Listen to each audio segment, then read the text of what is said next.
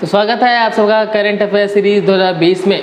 आज 21 अप्रैल 2020 के सारे न्यूज़ हम इस वीडियो में डिस्कस करेंगे। तो बढ़ते हैं अपने पहले न्यूज़ की तरफ। पहला न्यूज़ आपके स्क्रीन पर। 19 अप्रैल को हमने वर्ल्ड लीवर डे को सेलिब्रेट किया। अब ये दिन हम क्यों मनाते हैं? क्योंकि हम अपने लीवर को कैसे हेल्दी रख सकते हैं, इसके बारे में सुझाव देने के लिए इस दिन को मनाया जाता है।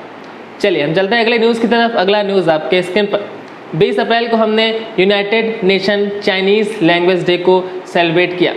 अब ये दिन हम क्यों मनाते हैं तो आपको बता दिया जाए कि चाइना में आज से 5000 वर्ष पहले कंगीजी नाम के एक प्रसिद्ध व्यक्ति का जन्म हुआ था, जिन्हें चाइनीज़ लैंग्वेज का जन्मदाता माना जाता है। तो उनकी याद में यूनाइटेड नेशन के द्वारा चाइनीज़ लैंग्वेज डे को सेलिब्रेट किया जाता है।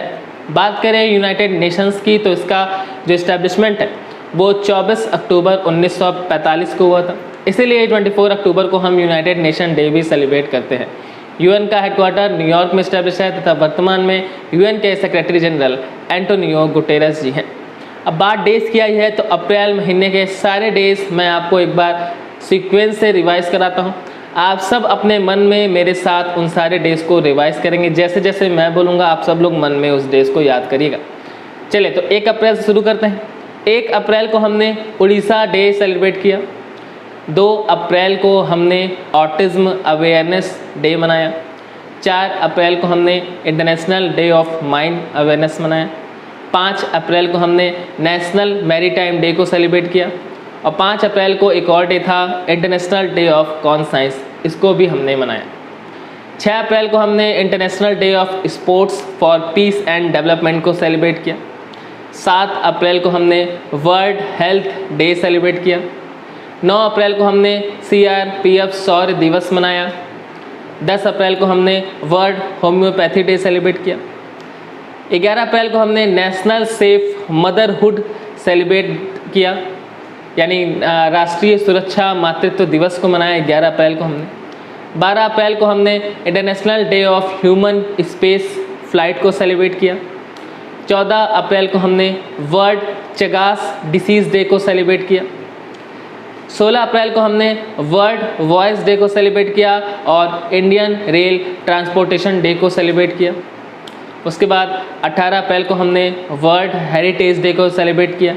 19 अप्रैल को हमने वर्ल्ड लीवर डे और 20 अप्रैल को हमने United nation Chinese language day को सेलिब्रेट किया। तो सारे के सारे सीक्वेंस में मैंने आपको अप्रैल के सारे डेज़ को याद दिला दिया है।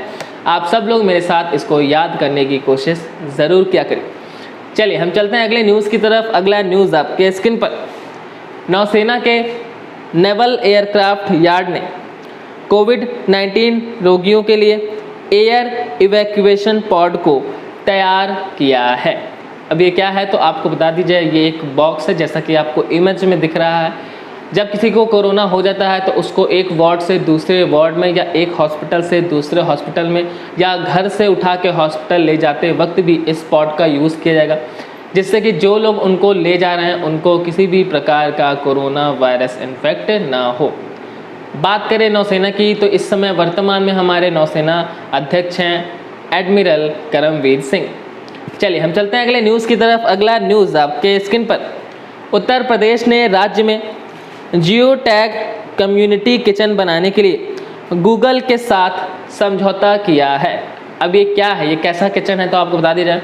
इस जियो टैग कम्युनिटी किचन में हर दिन लगभग 12 लाख फूड पैकेटों को तैयार किया जाएगा, जिससे कि वो ज़रूरतमंदों तक पहुंचाया जा सके। तो ये एक बहुत ही अच्छा काम है।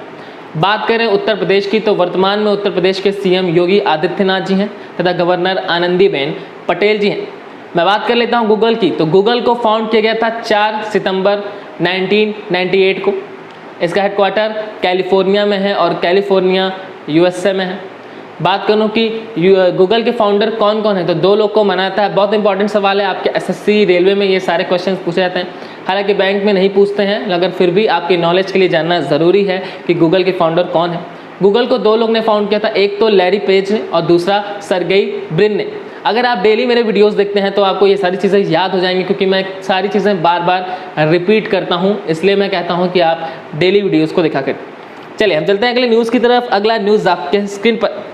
Sports reporter V Krishna Swamy ने पीवी सिंधु पर एक किताब shuttling to the top the story of P V Sindhu को लिखा है। यानी इस किताब को कृष्णा स्वामी जी ने लिखा है। ये एक स्पोर्ट्स रिपोर्टर। बात करें पीवी सिंधु जी, तो आपको ये आंसर करना है कि पीवी सिंधु जी क्या खेलती हैं और ये किस राज्य से रिलेटेड हैं। इसका आंसर आप लोग को कमेंट सेक्शन में देना है। अब जितने लोग इसका आंसर दे देंगे, मैं गारंटी करता हूँ कि लाइफ में अगर ये कभी क्वेश्चन आ जाता है कि पीवी सिंधु किस स्टेट से हैं, तो उनका क्वेश्चन कभी गलत नहीं होता है। इसलिए मैं कहता हूँ कि आप अपने आंसर को याद करके, ढूंढ के, सर्च करके, पढ़ के, चाहे जैसे भी, कमेंट सेक्शन में कमेंट ज़रूर किया करिए, क्योंकि आपको वो चीज़ें डेफिनेटली तरीके से याद हो जाती हैं। तो आपको 2 आंसर देना है, पीवी सिंधु क्या खेलती हैं और पीवी सिंधु किस राज्य से हैं। आपको बता दिया जाए कि अभी हाल ही में एक फोर्ब्स मैगजीन की रिपोर्ट आई थी, जिसमें शीर्ष 10 सबसे ज़्यादा कमाई करने वाली एथलीट की सूची में टॉप 10 में पीवी सिंधु जी भी शामिल थी। चलिए हम चलते हैं अगले न्यूज़ की तरफ। अगला न्यूज़ आपके स्क्रीन पर। फेसबुक ने फेक न्यूज़ को रोकने के लिए बांग्लादेश में third party fact check system को शुरू किया है। तो अब ये क्या है थर्ड पार्टी चेक सिस्टम? तो आपको बता दिया जाए कि अब अगर बांग्लादेश में जितने लोग अपनी प्रोफाइल पिक्चर अपडेट करते हैं, अपने स्टोरीज़ लगाते हैं, कुछ भी न्यूज़ डालते हैं, तो अफवाहों को रोकने के लिए फेसबुक उनकी प्रॉपर चेकिंग करता रहेगा, जिससे कि फेक न्यूज़ ना फैल सकें सोशल मीडिया के थ्रू। बात करें बांग्लादेश की, तो बांग्लादेश की कैपिटल ढाका है, बांग्लादेश की करेंसी टका है, बांग्लादेश की पीएम शेख हसीना जी हैं तथा बांग्लादेश के प्रेसिडेंट अब्दुल हामिद जी हैं। बात कर लेते हैं फेसबुक की, तो फेसबुक को सन 2004 में फाउंड किया गया था। इसके फाउंडर मार्क जुकरबर्ग साहब हैं और इसका जो हेडक्वार्टर है वो यूएसए के कैलिफोर्निया में स्टैब्लिश है। चलिए हम चलते हैं अगले न्यूज़ की तरफ। अगला न्यूज़ आपके स्क्रीन पर। बीसीसीआई ने कोरोना के बारे में जागरूकता फैलाने के लिए टीम मास्क फोर्स का गठन किया है। अब ये टीम मास्क फोर्स क्या है? तो जितने भी फेमस सेलिब्रिटीज़ हैं जो कि क्रिकेट, जो कि स्पोर्ट्स से रिलेटेड हैं, उनका एक टीम इन्होंने बीसीसीआई ने गठन किया है, जो कि ये प्रचार प्रसार, ये अवेयरनेस फैला रहे हैं कि हमें मास्क पहनना कितना ज़रूरी है। इसमें सौरव गांगुली जी हैं, विराट कोहली जी हैं, तेंदुलकर साहब हैं, हरभजन सिंह हैं, वीरेंद्र सहवाग जी हैं, स्मृति मंधाना जी हैं, रोहित शर्मा जी हैं और कई सारे खिलाड़ी हैं। बात करें बीसीसीआई की, तो इसका फुल फॉर्म क्या है? इसका फुल फॉर्म है board of control for cricket in India. BCCI की इस्टेब्लिशमेंट 1928 में हुई थी। इसका हेडक्वार्टर मुंबई में है तथा प्रेजेंट में इसके प्रेसिडेंट सौरव गांगुली जी हैं। चलिए हम चलते हैं अगले न्यूज़ की तरफ। अगला न्यूज़ आपके स्क्रीन पर। आईआईटी रोपड़ ने कोविड-19 मरीजों को दवा पहुंचाने के लिए एक वार्ड बोर्ड को डेवलप किया है। अब ये वार्ड बोर्ड क्या है, मैं आपको इमेज में शो कर दे रहा हूँ। मैं आप लोग को सारी चीज़ें इमेज में इसीलिए दिखाता हूँ ताकि आपको सारी चीज़ें आपके माइंड में अच्छे से फिट हो जाए और आपको याद हो जाए, तो इमेज में अच्छे से आप देख लिया करिए। वार्ड बोर्ड क्या है? तो ये एक तरह की मशीन है जैसा आपको दिख रहा है। इसमें कई सारे खाने बने हुए हैं, इसमें दवाइयाँ रहेंगी। ये दवाई मरीजों तक पहुँचाई जाएगी इस वार्ड बोर्ड के द्वारा और फिर इसको खुद से ही सेल्फ सैनिटाइज भी कर लिया जाएगा। इस मशीन के द्वारा हॉस्पिटल के दीवारों को भी सैनिटाइज करने की फैसिलिटी दी गई है। तो ये बहुत ही अच्छा आईआईटी रोपड़ द्वारा काम किया गया है। चलिए हम चलते हैं अगले न्यूज़ की तरफ। अगला न्यूज़ आपके स्क्रीन पर। इक्विटस स्मॉल फाइनेंस बैंक ने सेल्फी एफडी और सेल्फी सेविंग अकाउंट को लॉन्च किया है। अब इन्होंने ऐसा क्यों किया है? तो डिजिटल बैंकिंग को ज़्यादा से ज़्यादा बढ़ावा मिल सके इसलिए इन्होंने किया है। आप घर पे बैठे इक्विटस स्मॉल फाइनेंस बैंक में डिजिटली रूप से सेविंग अकाउंट और फिक्स्ड डिपॉजिट अकाउंट खोल सकते हैं। ये बहुत ही अच्छा ब्याज दे रहे हैं। एफडी पे लगभग 7.75% और सेविंग अकाउंट पे लगभग 7.50% का ब्याज दे रहे हैं। बात करें इक्विटस स्मॉल फाइनेंस बैंक की, तो इसका हेडक्वार्टर चेन्नई में है तथा वर्तमान में इसके जो अध्यक्ष हैं वो वासुदेवन जी हैं। चलिए हम चलते हैं अगले न्यूज़ की तरफ। अगला न्यूज़ आपके स्क्रीन पर। आसियान 2020 की होस्टिंग वियतनाम करेगा। वियतनाम का एक शहर है हनोई, या आप राजधानी कह सकते हैं। वियतनाम की कैपिटल हनोई है, वहाँ पे आसियान 2020 इस बार आयोजित होगा। बात करें आसियान की, तो इसका फुल फॉर्म मैं आपको बता दे रहा हूँ। Association of south east Asian nation इसका फुल फॉर्म है। इसकी इस्टेब्लिशमेंट 8 अगस्त 1967 में हुई थी। इसका हेडक्वार्टर इंडोनेशिया के जकार्ता में है और इसमें 10 मेंबर कंट्रीज़ हैं। मैं आपको आज एक काम दे रहा हूँ, आपको आसियान में जो 10 मेंबर कंट्रीज़ हैं इसको याद करना है। अभी कमेंट सेक्शन में आंसर अगर आप कर सकते हैं तो अच्छी बात है, नहीं कर सकते हैं तो कोई बात नहीं है। मैं आऊँगा और आपसे कल पूछूंगा कि आसियान के 10 मेंबर कंट्रीज़ कौन है, क्योंकि आपके एग्ज़ाम में अक्सर ऐसे सवाल पूछ देता है कि इनमें से कौन है जो आसियान की कंट्री नहीं है, मेंबर कंट्रीज़ नहीं है। तो 10 आसियान में कौन कौन से हैं वो आपको याद करना है, और कल के कमेंट सेक्शन में जब मैं पूछूंगा तो उसका आंसर आपको देना है। ये सबका आज काम है, आज मैं सबको ये काम दे रहा हूँ। कोई ऐसा नहीं करेगा कि नहीं करेगा, सबको ईमानदारी से ये काम कर। चलिए तो हम चलते हैं अगले न्यूज़ की तरफ। अगला न्यूज़ आपके स्क्रीन पर।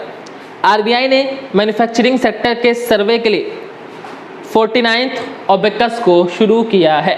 अभी ओबेकस क्या है, मैं पहले इसकी फुल फॉर्म बता देता हूँ। इसका फुल फॉर्म है order books inventories and capacity utilisations survey. ये एक तरह का सर्वे है जो कि मैन्युफैक्चरिंग सेक्टर के लिए आरबीआई करता है, आरबीआई कर रहा है। ये मैन्युफैक्चरिंग सेक्टर में देखेगा कि कितनी डिमांड है और कितनी सप्लाई है, देश में क्या इस समय स्थिति चल रही है मैन्युफैक्चरिंग सेक्टर की। तो ये 49th राउंड है इस सर्वे का। इसका फुल फॉर्म जरूर याद करिएगा, यहाँ से क्वेश्चन आपके एग्जाम में ज़रूर बनने वाले हैं। बात करें आरबीआई की तो इसका हेडक्वार्टर मुंबई में है। इसकी इस्टेब्लिशमेंट 1 अप्रैल 1935 को हुई थी, और इसके वर्तमान में जो गवर्नर हैं वो शक्तिकांत दास जी हैं, जिनका रैंक 25th है, यानी वो 25वें नंबर के गवर्नर। तो आज की सारी न्यूज़ हमने इस वीडियो में डिस्कस कर ली है। आज मेरा आपसे जो क्वेश्चन है वो मैंने आपको पहले ही बता दिया। एक तो आपको आसियान के 10 मेंबर कंट्रीज़ को सर्च करके याद करना है, कॉपी में लिखना है, वो आपका काम है।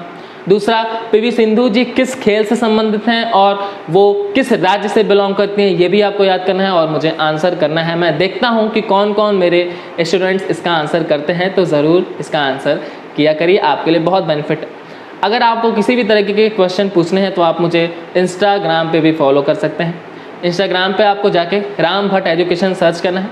अदरवाइज़ जो लिंक है वो मैं डिस्क्रिप्शन में डाल देता हूँ, आप मुझे वहाँ से भी फॉलो कर सकते हैं। एग्ज़ाम रिलेटेड कोई भी टॉपिक हो आप मुझसे वहाँ पे पूछ सकते हैं। मेरी कोशिश रहेगी कि मैं हर एक स्टूडेंट को उसका आंसर दे सकूँ। चलिए, तब तक के लिए पढ़ते रहिए, खेलते रहिए और मुस्कुराते रहिए।